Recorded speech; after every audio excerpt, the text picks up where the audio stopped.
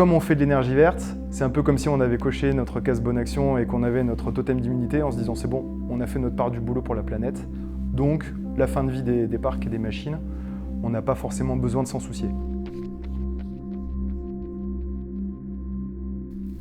Moi, pendant 15 ans, j'ai vendu des machines neuves. Jamais le sujet de la déconstruction ou du démantèlement des parcs a été abordé pendant la négociation lors de l'achat des turbines.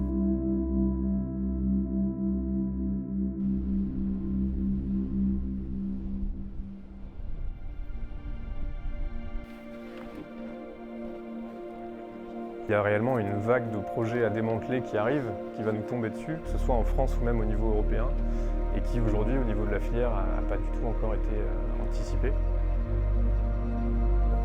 On extrait toujours plus pour produire toujours plus, fabriquer toujours plus, et derrière on jette, ou parfois on recycle. Mais avant d'extraire toujours plus, on pourrait aussi essayer de profiter des ressources qu'on a déjà extraites, et leur donner une seconde vie avant de les détruire.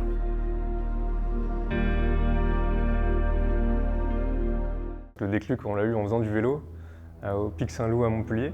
Et on se disait à ce moment-là que c'était quand même incroyable qu'on démantèle des éoliennes d'un certain gabarit et qu'en parallèle, certains de nos clients recherchaient des éoliennes d'un même gabarit, mais qui n'existaient plus en neuf.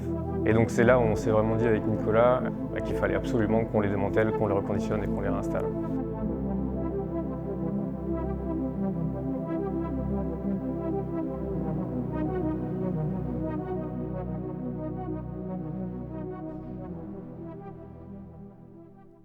Pour un vendeur, l'intérêt majeur, c'est que les machines ne finissent pas au recyclage et à la casse, mais d'essayer de remonter la chaîne de valeur pour vendre toujours mieux ses composants, voire les machines entières.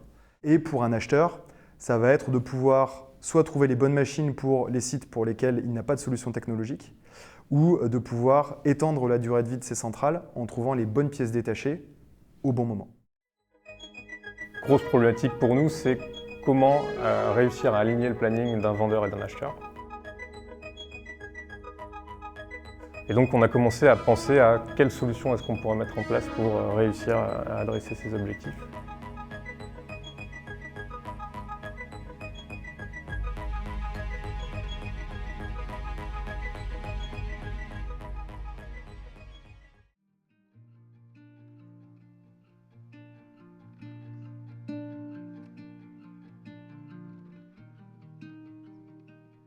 On a imaginé une plateforme qui permet de connecter les acteurs de l'éolien de seconde main avec d'une part les vendeurs, les acheteurs et les fournisseurs de services. Pour chaque démantèlement dont on aura la charge, on postera une annonce dédiée à ce démantèlement avec des data rooms qui sont bien préparés et un niveau de documentation le plus complet possible pour que chaque potentiel acheteur, que ce soit pour les machines entières, certains composants ou les matières premières, les matériaux, peuvent se positionner et participer à cette enchère. Et pour pouvoir mesurer notre impact, il faut pouvoir quantifier les tonnes de carbone qui sont générées ou évitées par les différents scénarios. Donc on travaille sur un calculateur qu'on souhaite faire certifier prochainement.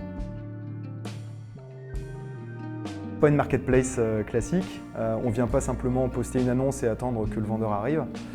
Nous, sur une fenêtre de temps bien définie pour chaque opération, on viendra être en contact avec des centaines de repreneurs potentiels en Europe et des repreneurs de différents types.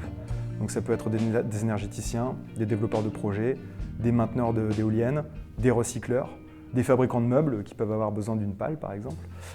Et toutes ces typologies doivent faire partie de la communauté Renvo.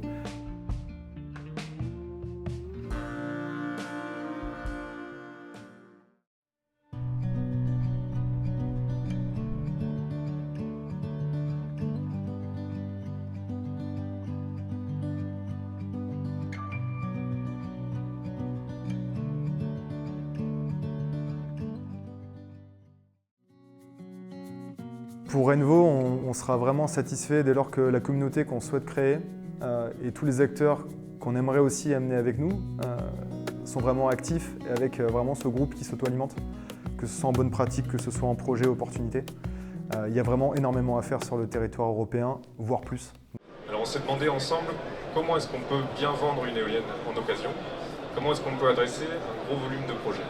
La première, c'est de trouver des petites éoliennes pour leur permis. sachant que ces éoliennes ne sont plus produites par les turbiniers qui ont fait la course au gigantisme pendant des années. Et on arrive à constituer cette communauté et à ce que nos clients aient le réflexe, avant d'acheter du neuf, de penser au reconditionné. Ce sera une énorme victoire pour nous tous et pour Renvo et pour l'environnement de manière générale. Il y a un réel besoin de promouvoir cette activité de reconditionnement, pas seulement sur l'éolien, mais aussi de manière très généralisée. Et donc, ma grosse satisfaction, ce sera si on arrive un jour à avoir une activité française de reconditionnement d'éoliennes qui sera créée quelque part et dans laquelle on aura eu, nous aussi, un petit rôle à jouer.